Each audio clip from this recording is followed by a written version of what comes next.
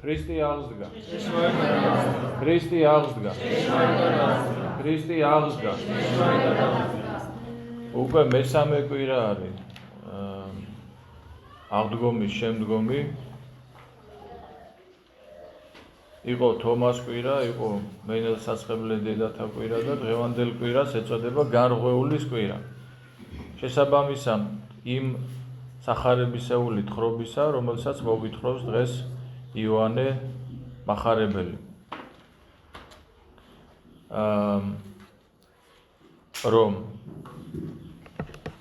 როდესაც უფალი იყო იერუსალიმში, იქ იყო ერთ-ერთი ადგილი ბითესდაც წოდებული. ბეთ სახლს ნიშნავს და სახლი კურნებისა. ამ ადგილს ასე ეწოდებოდა. აქ იყო ტბა და აი ამ ტბასთან მუდმივად იყვნენ უამრავი უძლური ადამიანები, მკელობლები, წელსქვევით მოწყვეტილები, ბრმები და სხვადასხვა სენით შეპყრობილი ადამიანები და წელიწადში ერთხელ ესე მოგვითხრობს სახარება, რომ ანგელოზი გარდა მოვიდოდაო და ეს წყალი აიმღრეოდაო და ვინც პირველი ჩავიდოდა აი ამ წყალში, განიკურნებოდა იმ სენიდან, რომელიც სენითაც შეპყრობილი იყო. და აი აქ იყო ერთ-ერთი გამოარჩევს სახარება ერთ-ერთ კაცს, რომელიც 38 წელი ელოდებოდა აი ამ კურნებას და როდესაც იხილა უფალმა ისო, რომ მრავალი წელი აქვს უძლურებას საშინაო და სხვა კიდე ყველაფერი იხილა უფალმა აბსოლუტურად მისი სულიერი მდგომარეობა. მე მინდა რომ გულისყურით მოვისმინოთ შინაარსი ამ სახარებისა, იმიტომ რომ ძალიან მრავალმხრივ მოძღვრავს ჩვენ უფალი დღევანდელ სახარებაში და პირველ რიგში რაზე მინდა რომ გაამახვილოთ ყურადღება. უფალი მიდის აი ამ ავადმყოფთან და ეუბნება, გნებავს რომ განიკურნო? აი ნახეთ, სრულიად გამონაკლისი შემთხვევა არის. ჩვენ სახარებაში ვხედავთ, ხო, იქ მოდის ეთროვანი მოვიდა, ევედრება უფალო, უკეთ უგინდეს ძალგის განკურნება ჩემ და ვთქვით, რა სიკეთე იყო მის თხოვნაში და რამხელა სარწმუნოება ჰქონდა. ქანანელი დედაკაცის თხოვნა ვიცით, რომელიც მოვიდა და ძაღლსაც კი შეადარა თავისი თავი, თავისი სიმდაბლის გამო და იმან მიიღო კურნება. ვიცით, აგერ მეორე შემთხვევა არის კაპერნაუმში მოხდა, როდესაც განრღვეული 4-თაგან ზეკიდებული, ანუ იმდენად დავრდომილი იყო ადამიანი, რომ 4 ადამიანს მოქონდა სხედარ-საზედა, ანუ სარეცელ-საზედა და სახურავი ახადეს და იქიდან ჩაუშვეს. და მაშინ იმას უფალი ეუბნება, რომ მიგეტეო, შვილო, მიგეტეო შენი ცოდვები. და ვიცით ეს შემთხვევები, მაგრამ ამ შემთხვევაში არც კეთროვანის ლოცვის შინაარსია, არც ქანანელი დედაკაცის, არც მეზვერის ლოცვის შინაარსია, არც უძღებიშვილის ლოცვის შინაარსია. აბსოლუტურად განსხვავებული შემთხვევაა, როდესაც უფალი თვითონ მიდის. მიზეზი იმისა, თუ რისთვის მიდის, ეს არის მისი უძლურება და დიდი ხნის, ესე რომ ვთქვათ, ტანჯული ადამიანია და უფალი მიდის მასთან, ოღონდ ეკითხება. ეუბნება, გნებავს რომ განიკურნო. და ვნახოთ რა უნდა წარმოჩნდეს. ეს ერთი პირველი რაც დავინახოთ, რომ ჩვენ არ უნდა ვიფიქროთ, რომ უფალს უნდა გადარჩენა მარტო იმ ადამიანების, რომლებიც მოვიდნენ, რომლებიც ევედრებიან და ასე შემდგომ. უფალს ყოველი ადამიანის გადარჩენა უნდა და თუ კი ერთი მისხალი ამის შესაძლებლობა და შანსი არის, უფალი არ დააკლებს არავის. როგორც თუნდაც აი იუდას, ხო? იუდას გადარჩენა უფალმა იღვაწა ბოლომდე. აი მაშინაც კი, როდესაც იუდა მოვიდა და ეამბორა და აი ამ ამბორის ყოფით უნდა გაეყიდა მაცხვარი ჩახედა თვალებში მაცხვარმა და უთხრა, იუდა ამბორის ყოფით ამისცემ ძესა კაცისასა? ამით რა უნდა უფალს? არ შეეძლო რომ დაეფერფლა, იქვე არა. იუდა გონს მოსულიყო, სინანულში მოსულიყო იუდა, აი ეს უნდა და როდესაც ესე იგი, აი ამ ადამიანშიც, რა თქმა უნდა, პირველ რიგში მისი გადარჩენის სურველი არის უფალი, რომ გადარჩეს ეს ადამიანი.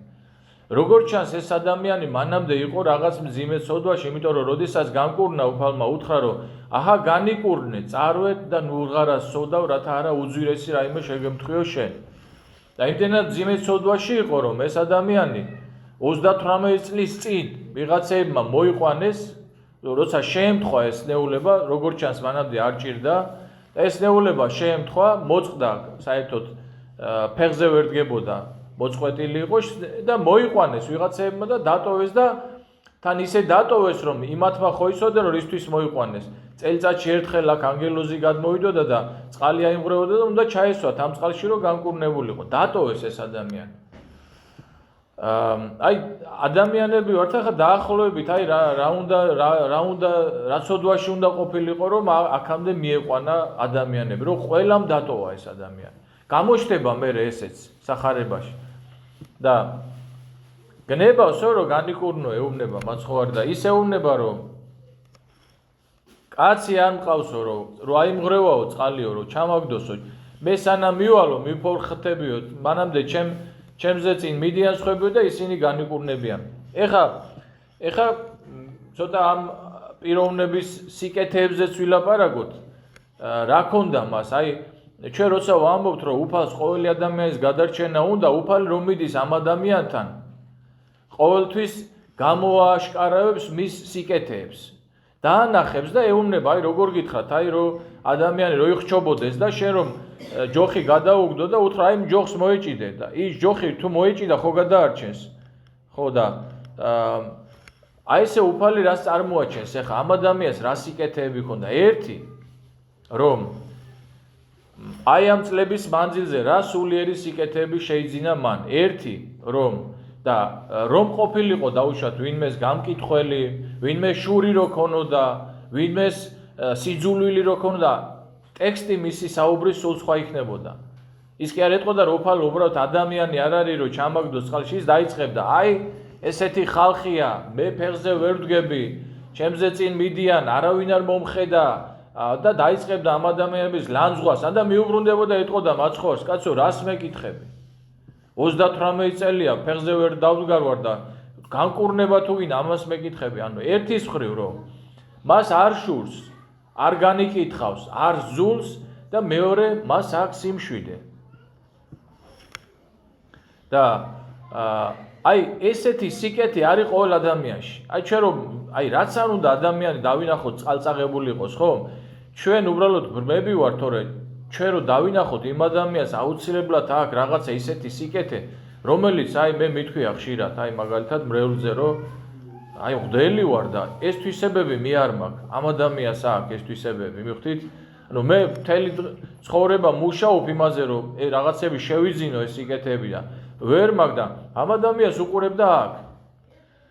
ანუ ყველა ადამიანს აქვს ეგრა საოცარი რაღაცა სიკეთე, რომელზეც შეუძლია აუცილებლად რომ მოეჭიდოს და გადარჩეს. მაგრამ ამ ადამიანის სულიერი მდგომარეობაც არის მეორე მხრივ არის მძიმე იმ მხრივ რომ კი აქვს ეს სათნოებები რაც ჩამოთვალეთ, მაგრამ მას არ აქვს სინანული. რაც ჰქონდა კეთროვანს, რაც ჰქონდა 4-თაგან ზეკიდებული, რომელიც სახლიდან ჩამოუშვეს, რაც ჰქონდა ქანაელის დედაგას, აი სინანული არ აქვს. და მაცხოვარს უნდა რომ მოვიდეს სინანულში და ნახეთ აი ესე იგი სინანული არ აქვს და ამიტომაც იყო იგი რაც უფრო ესე როდის მძიმდება განსასწრელი იცით, როდესაც ადამიანი უცხოვდება სინანულისგან და რაც უფრო გაუცხოებული იყო ეს პიროვნება სინანულისგან, მით უფრო დამძიმდა მისი განსასწრელი. რატომ? რა ღმერთს არ შეეძლო 38 წლის მანძილზე ვიღაცა გამოეგზავნა მასთან ბოლო და განეკურნა, მაგრამ რას ელოდება უფალი სინანულის გარდა არავის არაფერი არ გვიშველის. რატომღაც ეს ბოლო დღეები ეს თემა ტრიალებს, რომ ესე იგი რითი უნდა გადავრჩეთ? ერთადერთი რითის უნდა გადავრჩეთ ჩვენ? სინანულით. აი ნახეთ, მოკლედ რო ვთქვათ, მოკლედ ამიგავს ალეგორიული განმარტებაც აქვს. ეს განღვეული არის თითოეული ჩვენთაგანი. ადამში მთელი კაცობრიობა. ადამმა შესწოდა და მთელი კაცობრიობა, მთელი ადამში მთელი კაცობრიობა დავსნეულდი, დაავადით. განღვეულები ვართ. ამიტომ არის ეს კონდაქში რო წერია, რომ ნახეთ როგორი შინაარსია ჩვენ რას ლოცულობთ აი თქვენ და ჩვენ სული ჩემი მეუფეო ყოველთა ცოდვათა მიერ და უჯეროთა ნებათაგან გარღვეული აღადგინეს აღმთოითა შუამდგომელობითა შენთა ვითარცა ოდესმე გარღვეული იგი ჩვენ მლოცულობთ ამას ჩვენ ვღაღადებთ ამას ეს იმისთვის კი არ დაიწერა რომ მე დავითემ დაიდოს და წაიკითხოს და დახუროს მერე ეკლესიაში ჩვენ რომ მოვდივართ ლიტურგიული სივრცე ერთ პირად გვაქცევს ჩვენ და რასაც მე დავითე კითხულობს ეს არის ჩვენი სულიერი მდგომარეობა ანუ უყურეთ ადამი დაეცა ცოდვაში დასნეულდა კაცობრიობა გარღვეული ამ დასნეულებული ჩვენ ვართ კაცობრიობა და 38 წელიც არ არის შემთხვევით ახსენები 38 წელი ეს არის არასრული წლები არის 40 უკვე სრული არის აი 40 საკრალური ციფრია იცი თქვენ წმინდა წერილიდან ბევრი შემთხვევა გვასწავლის ამას და ესე იგი ჩვენ ვართ ეს გარღვეული და რატომ აბრკოლებს უფალი კურნებას იმიტომ რომ ყველა დაშვება რაც ამ გარღვეულის გარშემო ეშვებოდა ყველაფერი იყო ერთი ხმა მარტო რა ხმა იყო აი რითი დაიწყო ქადაგება ქრისტემ სიტყვები გემახსოვრებათ რომელიმეს შეინანეთ რამე თუ მოახლოებულ არ სასუფეველისათან და თქვენ რომ იცოდეთ ადამი რო ცოდვი დაეცა და ღმერთი რომ მოვიდა და ეუბნება ადამ სათხარ ეს ღმერთი კი არ ეძებს ადამიანს ღმერთი ეუბნება რომ შეინანე ეს რა ჩაიდინე შენ გამოდი და შეინანე რომ სამწუხაროდ იქედან მოყოლებული ძალიან კარგად წარმოაჩენს აი ამ კაცის პასუხიც რომ კაცი არ მაქვსო რომ მოვიდეს და ჩამაგდოს წყალში ანუ გახსოვთ ხო ადამიანის შემთხვევაში ევამ მასტუნამე ევას შემთხვევაში გველმან მასტუნამე და ეს დასაბამიერი მანკიერება რომლის შესახებაც მე პავლე მოციქული იტყვის რომ ნუ იქნებით ურთიერთარს მაბრალობენ ეს კაცის ესე არის ეს კაცის იმ ადამიანისეულ და იმ სენში არის რომელიც ყველას ჩვენს გვახასიათებს თითოეულ ჩვენთაგანს იმიტომ რომ როცა ესე იგი ხო როგორც გითხარით აი დანარჩენი რაც კაცობრიობაზე რაც ხდება განსასწრებელი ყველაფერი ხდება იმისთვის რომ ჩვენ არ ვთქვათ რომ აი ევამ მაცტუნამე გველმან მასტუნამე კაცი არა მაქვს რომ ჩამაგდოს და ასე შემდგომ ეს განსასწრებელი იმისთვის ხდება რომ ჩვენ ვთქვათ რომ გლახაკ და დავდომილვარი მე ღმერთო შემეწიემე შემწე და მხსნელი ჩემი ხარი შენ უფალო ნუ ხოვნი აი ჩვენი თავი დავინახოთ ჩვენი დაცემული ბუნება დავინახოთ ამისთვის ხდება ეს ყველაფერი და რა გონია თქვენ ღმერთს არ შეუძლია რომ ერთ წამში გაგვათავისუფლოს ამ ყველაფერი განსასწრებებზე რა თქმა უნდა შეუძლია მაგრამ მანამდე გაგრძელდება ეს განსასწრები სანამ ჩვენ თიც ვიშვერთ ხან იმისკენ როცა ჩვენ დავინახავთ რომ ჩვენი ცოდვების გამო არის ეს ყველაფერი მაშინ უკვე დამთავრდება ეს განსასწრები იმიტომ რომ სხვა აზრი არაა განსასწრელს ამ შემთხვევაში ნახეთ როგორ არის აი ოღონდ ამ შემთხვევაში აი ამ გარღვეულის შემთხვევაში ცოტა რაღაცა ვერ ხდება აი ამ გარღვეულთან მოყვანა ანუ უფალი ცდილობს აი რა მინდა გითხრათ რომ უფალი ცდილობს რომ ეს ადამიანი მოიყვანოს სინანულში პირველ რიგში მან ამ გარღვეულს მიმადლა კურნება ქრისტე მოვიდა მასთან და ეუბნება გნებას რო განიკურნო ის ეუბნება პასუხს მაცხოვარი ეუბნება ადექი აიღეთ შენი ცხედარი და ვიდოდე უყურეთ აი განსხვავებულია იმ გარღვეულს კაპერნაუმში რომ მოხდა ეუბნება შვილო მიგეტეო შენი ცოდვები ამას ეუბნება ადექი აიღეთ შენი ცხედარი და ვიდოდე განსხვავება რა არის იმას ცოდვები მიუტევა ამას არ ეუბნება რომ ცოდვები მიგეტევა რატომ იმიტომ რომ სინანული არ არის მიხვდით იმას სინანული ქონდა რომ წერია იქ სახარებაში რომ დაინახაო მათი სარწმუნოებაო და მერე უთხრაო უყურეთ განკურნა ეს გარღვეული და შაბათი დღე იყო სახარება მოგვითხრობს და ეხა მეორე მხრივ წარმოჩენილი არის მაშინდელი ბჟულის მასწავლებლების სიბრმავე რომლებმაც დაინახეს რა შაბათს აიღო თავისი საწოლი და მიდის ეუბნებია რომ შაბათია დღეს და არ შეიძლება ეს აი უქმე ქონდათ არ შეიძლება შაბათს ეს და ის ეუბნება რომ ვინც გამკურნაო მეო იმან მითხრაო მეო რომ აიღე ცხედარი შენ და ვიდოდეო კი არ იწყებს ქადაგებას როგორც ბრმა გახსოვთ ბრმა რო განკურნა უფალმა როგორ დაუწყო ქადაგება გაკადნიერდა დაუწყო იმას რა ქვია ყველას ქრისტეს ქადაგება ეს ქადაგებას კი არ იწყებს ეს ამბობს ვინც განკურნა იმან მითხრა მეო ანუ აქ ჩვენ გვაქვს საქმე მაბრალობლობასთან გესმით ეს გარღვეული მადლიერების ნიშნად კი არ ეუბნება რომ ვინც განკურნა იმან მითხრა მე ეს ეუბნება რომ იმან მითხრა იმ განკურნა და იმან მითხრა ეს ბოლოსაც ჩანს იმიტომ რომ ბოლოს როდესაც უკვე მაცხოვარი შეხვდება მას ტაძარში შეხვდება და ეუბნება ამას რომ და ის ეკითხება რა ქვია შენ სახელს ეკითხება რა თქმა უნდა მაცხოვარი ეუბნება სახელს ხო ის ეუბნება აჰა განკურნებული ქვენ წარვედან ნურღარასოდავ და წავიდა აქედან გაიქცა და კი არ კიდევ ერთხელ რომ კი არ დაიწყო ქრისტეს მამაღლა ქადაგება და კი არ თქვა რომ ეს არის განკაცებული ღმერთი ის რაც ვერ შეძლო ვერავინ 38 წლის მანძილზე იმან შეძლო ქრისტე არის ღმერთი ჭეშმარიტი ეს კი არ დაიწყო მივიდა ფარისევლებთან და უთხრა იესო არის რომელმა განკურნა მეო ანუ არ გამოსწორდა ეს ადამიანი საუბედუროდ ეხლა უყურეთ ალეგორიული მხარე ქრისტე მოვიდა განკაცდა ჯვარცმით გამოგვიხსნა ჩვენ გარღვეულები განკურნა დაგვაყენა ფეხზე აღდგა მკვდრეთით და მოვიდა და გვეუბნება აჰა ცოცხალი იქმენ განკურნებულ წარვედან უღარას სოდავ რათა არა უძვირესი რაიმე შეგემთხვეში ანუ დაამარცხა ქრისტემ ცოდვა დაამარცხა სიკვდილზე მეტი სენი რა უნდა იყოს და მოვიდა და გვეუბნება სიკვდილი აღარ არის ცოდვაზე ხელმწიფება გაქვს შენ თუ შენ ეტყვი ცოდვას არა ვერ გაბედავ შენთან მოსვლას და აი ამას წარმოაჩენს აი უყურეთ ეს კვირიაკეები შემთხვევით ხო არ არის ეს შინაარსი ხო დღევანდელი სახარება ამას წარმოაჩენს რომ აი მოვიდა ქრისტე ყველა მიდღეს სასწაულეთ აღდგომა ხო სავსე იყო ეკლესია მოვედით ყველას გვიხაროდა რომ ჩვენ გავიმარჯვეთ ყველა მიცის რომ აღდგომა გამარჯვების სახურება მაგრამ სად არის ახლა ეს ხალხი ისევ დაუბრუნდნენ თავიანთ ცოდვებს უღმერთობას საშინელ ცოდვებს დაუბრუნდნენ ისე და ამას გვეუბნება უფალი რომ აი როგორც ამ ადამიანს არ აღმოაჩნდა ჩვენ ისე არ აღმოჩნდეთ ჩვენ რომ ჩვენც ისე უკურნებელი და უნანელი წავიდეთ იმიტომ რომ ცოდვების მოტივება ჩვენ რომ მივიღოთ არაფერი არ გვიშველის გარდა სინანულისა და სინანული იყო არის და დარჩება მარადიული მოწოდება კაცობრიობისა რომ შეინანეთ რამე თუ მოახლოებულ არ სასუფეველი სათა და დღევანდელი სახარების თავარი შინაარსიც ეს არის რომ ჩვენ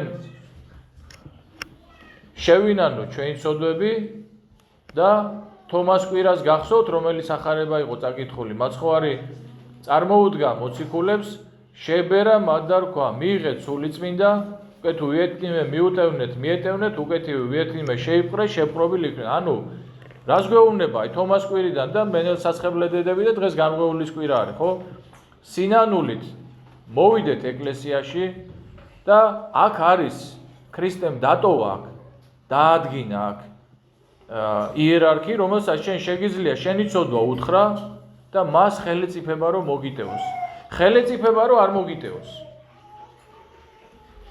ნახეთ რამხელა და რა უთხრა ესე იგი მოციქულებს უთხრა ვითარცა მომავლინა მე მამამან მეცაც არ გავლინებ თქვენ ღმერთივით თანამდებობა მისცა ადამიანს შეკვრისა და გახსნის ხელმწიფება მისცა და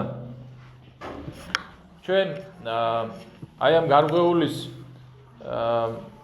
სახარების შუქზე უბრალოდ ჩვენი თავარი მოწოდება დღევანდელი თქვენ ისით რომ ეკლესია მოწოდებას ნიშნავს და თავარი მოწოდება დღევანდელი ის არის რომ ჩვენ თქვათ ეს სიტყვები რაც წეგან ამოვიკითხეთ და ჩვენ რაღაცა მესამე პირის პოზიციიდან კი არ ვიდგეთ და აი ამ გარღვეულის რაღაც მონათხრობს კი არ ვლაპარაკობ ეს ჩვენი სულიერი მდგომარეობა უნდა იყოს ჩვენ უნდა ვიცოდეთ რომ თითოეული ჩვენთაგანი ვარ გარღვეული და ვარ გარღვეული ჩვენი ცოდვების გამო და ამ ცოდვების გამო სინანული უნდა გქონდა ამას იღწოდა უფალი ბოლომდე ამას იღწოდა ტაძარში რო შეხვდა თვითონ მოძებნა და რო შეხვდა და რო უთხრა რატო უთხრა ეს თვალები რას თვალებითაც ქრისტემ შეხედა ამ გარღვეულს იგივე თვალები იყო, რომელმაც პეტრე მოციქულს შეხედა, პეტრემ რომ უარყო სამგზის და უფალმა შეხედა და პეტრე მოციქულს მთელი ცხოვრება იყო ეს თვალები, რომ სინანულში ყოფილიყო.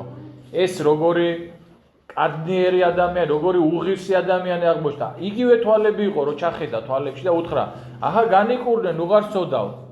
და იცხოვრე სინანულით, მაგრამ წავიდა და იესო არის, რომელმან გამკურნა მე, ანუ იმათ უთხრა, დააბეზღა. სავარაუდოდ, რო გითხარით თავში, რომ რაცოდვა იყო ის, რის გამოც ეს ადამიანი მიატოვა ყველამ და მოიყვანეს და დატოვეს და არც კი მიიყვანეს განსაკურნებლად, რაცოდვა იყოს, გამოიკვეთა უკვე რაცოდვა არის ესა.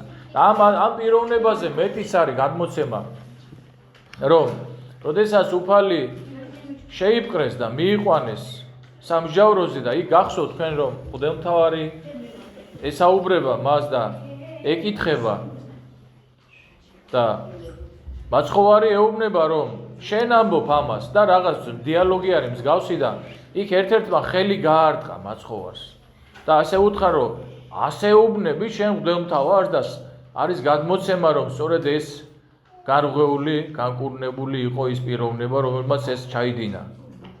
ესეთი გადმოცემაც არის. ხო და ღმერთმა დაგვიფაროს ჩვენ ესეთი უმადურობიდან, ესეთი კადნიერებიდან, ესეთი უღმერთობიდან და ღმერთმა მოგმადლოს მაცხოვნებელი სინანული მადლითა და წყალობითა და კაცთმოყვარებითა უფლისა ჩვენისა იესო ქრისტესითა, რომლისა თანა მამასა ჩვენის დიდება სული წმინდით ურთ უკუნითი უკუნისამდე. ამინ.